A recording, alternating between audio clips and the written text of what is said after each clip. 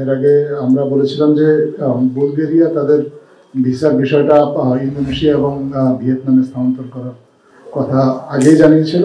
122 জন বাংলাদেশি ছাত্রকে তারা ইন্দোনেশিয়া এবং ভিয়েতনাম থেকে ভিসা দিয়েছে।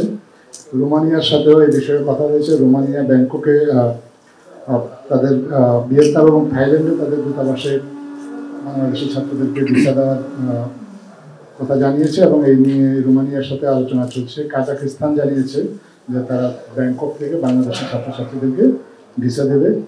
এই তিনটা দেশ ছাড়াও আরও অন্যান্য যে দেশগুলো আছে তাদের সাথেও বাংলাদেশের পররাষ্ট্র মন্ত্রণালয়, পূর্ব ইউরোপিয়ান দেশ এবং পশ্চিম ইউরোপিয়ান দেশ আলোচনা চালিয়ে যাচ্ছে। হয়তো এই বিষয়ে আরও সামনে আরও কিছু ডেভেলপমেন্ট আসবে, তখন আমরা আপনাদেরকে উপযুক্ত সময় সেই ডেভেলপমেন্ট